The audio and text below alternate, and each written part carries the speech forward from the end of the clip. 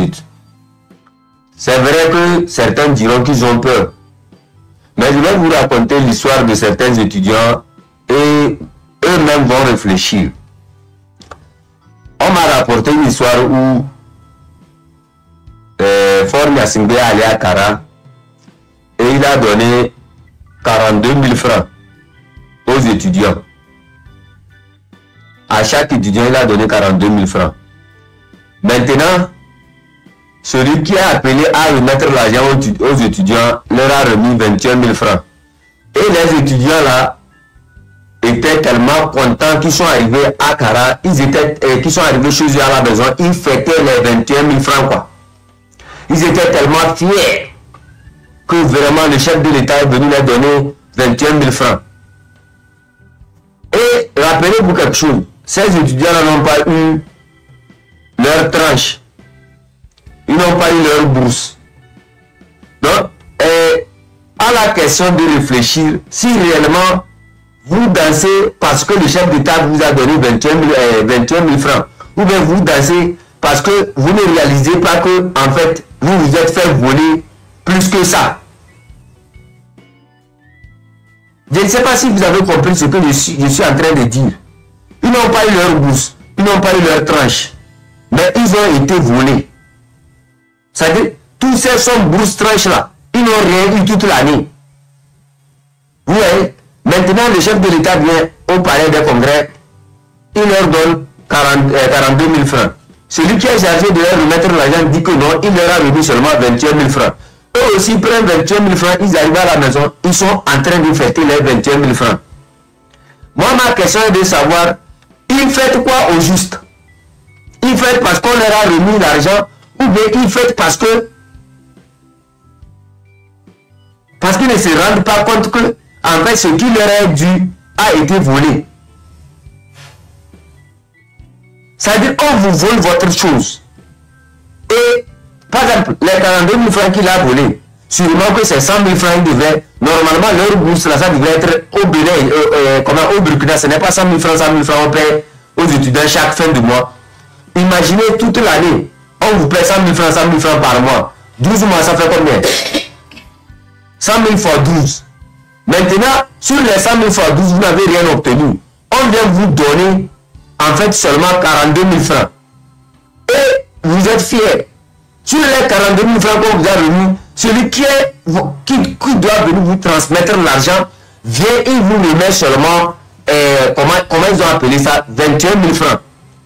Et vous allez à la maison, vous fêtez. Vous ne vous rendez pas compte, en fait, que vous avez été volé. Donc, désormais, là, on ne vous dit pas, on ne vous dit pas, de ne pas réfléchir. Ce n'est même pas la moitié, Joseph. Si vous faites bien le calcul, si normalement chaque fin de mois, vous devez recevoir 100 000 francs, comme ce qui est au Burkina, c'est que ça, ce n'est même pas la moitié. Chaque fin de mois, chaque étudiant doit recevoir 100 000 francs au Burkina ici.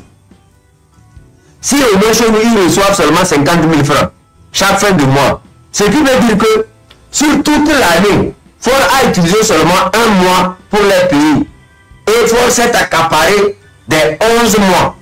Et dans les 1 mois qu'il a utilisé pour les payer, il a enlevé 8 000 francs sur ça, si c'était 50 000 francs. Tu vois? Et ils sont fiers de ça. Je ne sais pas si c'est à moi de vous expliquer ça pour que vous puissiez comprendre que vous êtes en train de faire des erreurs, ou bien je ne sais pas, c'est vous qui ne comprenez pas. C'est la même chose, hein. Quand vous appelez un président, la fois passée, on m'a rapporté une histoire que les gars disent qu'il est venu à Kara, il n'a pas donné. Non, c'est les majorettes là, ceux qui chantent pour eux là. Il est venu là-bas, il leur a donné 90 000 francs mais par personne. Et celui maintenant qui doit leur donner l'argent là, leur a remis seulement 30 000 francs. Ils étaient tellement fiers. Mais vous encouragez quoi? C'est-à-dire c'est ça même qui encourage la corruption. Vous voyez, le gars, lui travaille où pour vous remettre de l'argent. C'est vous en fait qui l'encouragez quelque part à voler. On vous vole. Au lieu de prendre conscience, vous ne prenez pas conscience. Et là, il va donne une petite somme, vous êtes obligé de danser. Mais vous ne vous rendez pas compte que, en fait, cet argent-là vous est destiné. L'argent-là, c'est pour vous. Vous le méritez, vous avez chanté. C'est un travail. Chanter déjà, c'est un travail. Vous chantez. Vous devez être payé pour ça. Mais comme vous n'arrivez pas à réaliser que vous méritez ça, c'est pour ça que vous prenez ça comme si c'était des dons. Ce ne sont pas des dons. Le travail que vous faites au Togo là, les militaires c'est la même chose. Quand tu vas voir un militaire, il se dit, oh, j'ai été recruté par telle personne, je ne peux pas me rebeller contre telle personne parce que quand je cherchais du travail, c'est lui qui m'a donné du travail. C'est vrai mon frère. Mais si tu n'avais pas eu un diplôme, si tu ne méritais pas, si le travail que tu fais là, tu le mérites. Et ton salaire, tu mérites ton salaire, tu sers une nation. Tu mérites ton salaire. Ton salaire n'est pas le fruit de quelqu'un. Parce que quand tu iras sur les champs de combat, ce n'est pas celui qui t'a donné de l'argent qui sera fusillé. Mais c'est toi. Quand les terreurs arrivent là, est-ce qu'ils se demandent qui t'a recruté? Ils ne se demandent pas qui t'a recruté. Mais ils s'intéressent à ta vie. Donc si on parle de meilleures conditions de vie, c'est par là qu'il faut commencer. On ne se rend pas compte que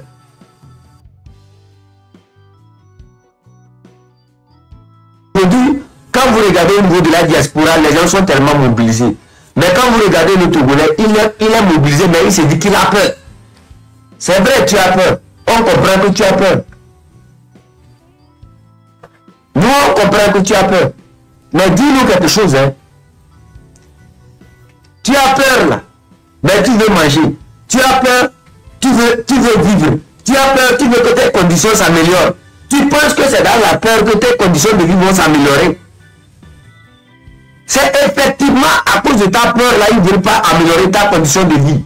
C'est effectivement à cause de ta peur là. Ils ne veulent pas changer les choses pour toi. Parce qu'ils savent qu'ils le font, ils ne le font pas. Tu ne réagiras pas. Parce que tu as peur. Tu ne le feras pas. Parce que tu as peur.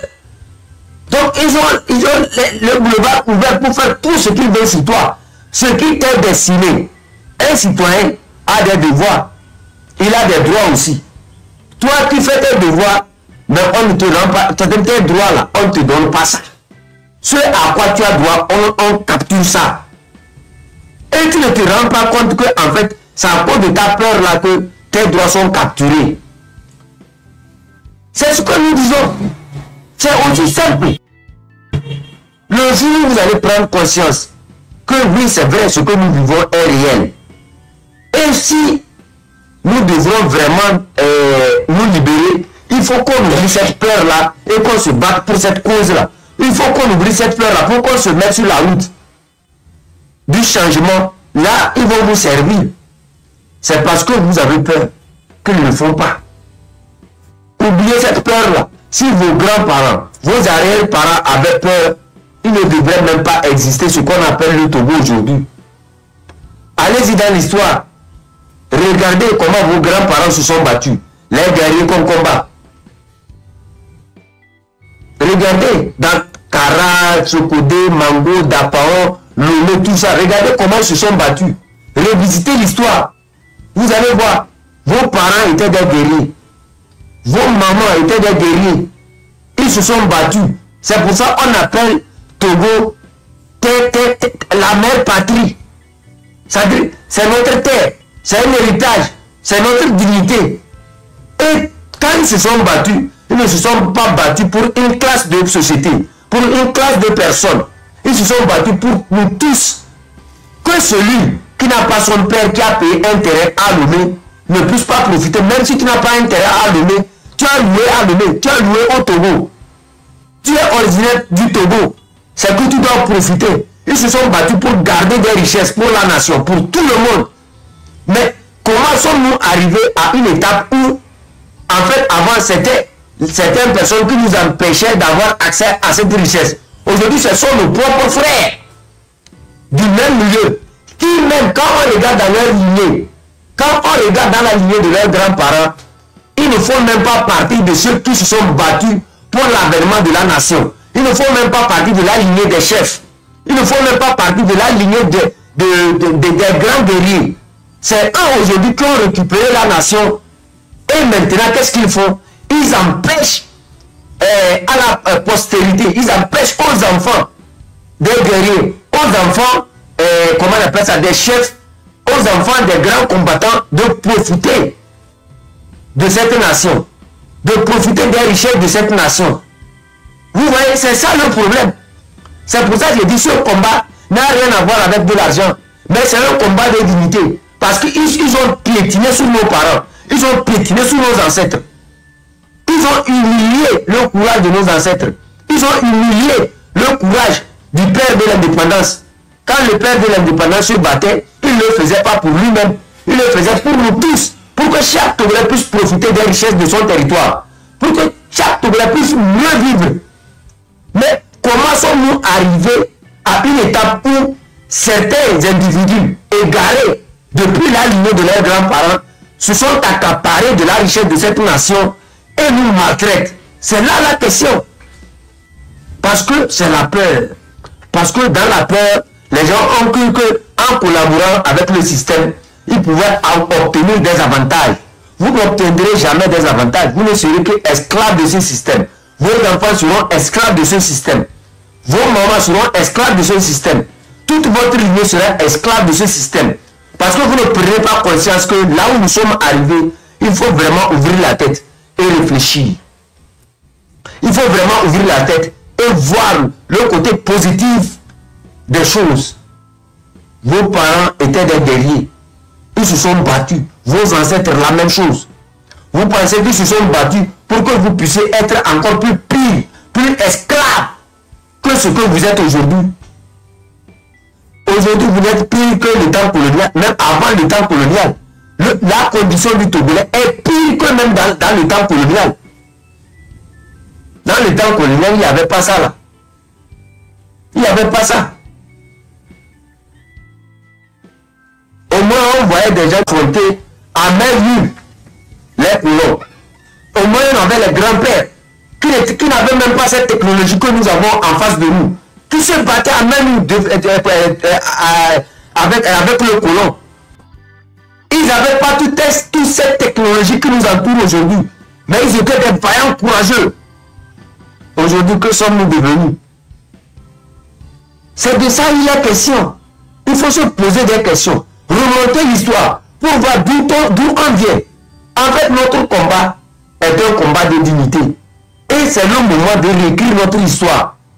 On sera fier de dire aux autres nations aujourd'hui que, vous voyez, on a passé par telle étape. On a connu telle personne du M66. On a connu telle personne, telle personne, telle personne. Et vous allez voir, quand vous voyez l'Amérique, quand vous observez le Ghana, le Bénin, la plupart des pays que vous voyez, vous désirez, la France, on parle toujours des guerriers, on parle toujours des vaillants qui se sont battus pour que la France puisse se transformer. Pour que l'Amérique puisse se transformer, il a fallu des vaillants. Mais il est l'heure que nous aussi, on puisse marquer nos noms dans l'histoire. Il est l'heure qu'on puisse dire que non, Caleb a fait ceci. Il est l'heure qu'on puisse dire, Cameron a fait ceci. Il est l'heure qu'on puisse dire, vous tous qui êtes connectés ici, nous sommes 105 personnes. Il est l'heure que vos noms soient écrits quelque part que on a fait quelque chose pour que le pays là puisse arriver, pour que notre pays puisse dépasser l'Amérique. Que ceux qui sont en Amérique, que ceux qui sont en Amérique rêvent en fait de retourner chez nous. Que ceux qui sont en France rêvent de venir voir le développement de notre pays. Et quand ils le verront, ils diront, ah, avec plaisir, nous avons connu un chef canton. Avec plaisir, nous avons connu le M66. Avec plaisir, nous avons connu Amron. Avec plaisir, nous avons connu Jenny. Avec plaisir, nous avons connu Arimata. Avec plaisir, nous avons connu Achille. Avec plaisir, nous avons connu tous ceux qui sont des combattants dans cette histoire-là. Vous voyez? C'est ça le combat. C'est ça la vie. C'est de ça il est question.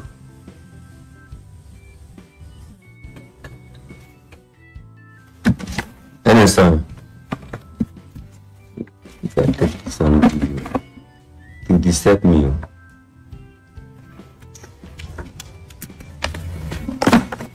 On va mettre des cash.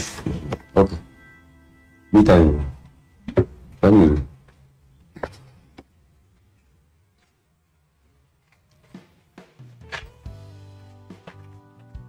Désolé, hein.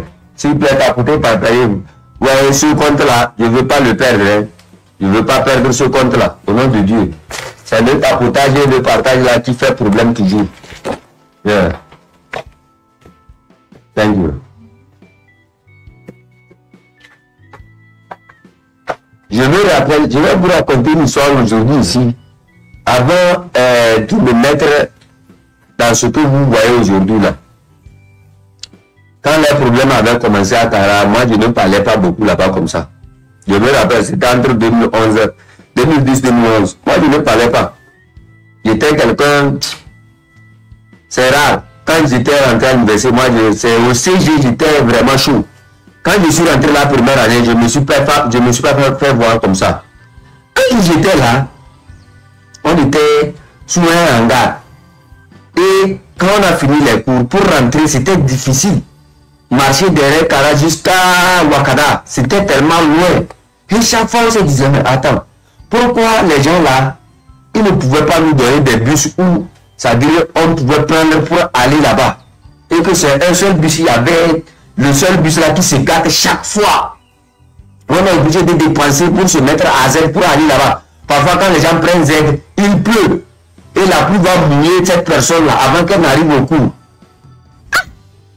Chaque fois, c'est des telles réflexions comme ça sur la route quand on veut retourner chez nous à la maison. Là, un jour, là, on est arrivé encore, on est resté sur le même appartement, on discutait. Et c'est là que nous avons dit non, là où nous sommes arrivés, là, il faut qu'on marque nos positions. Et là, on a commencé par parler à haute voix avec plusieurs personnes. Mais quand on parlait, il y avait toujours cette peur-là de dire oh, la gendarmerie va me prendre, la police va me prendre parce qu'on fait du...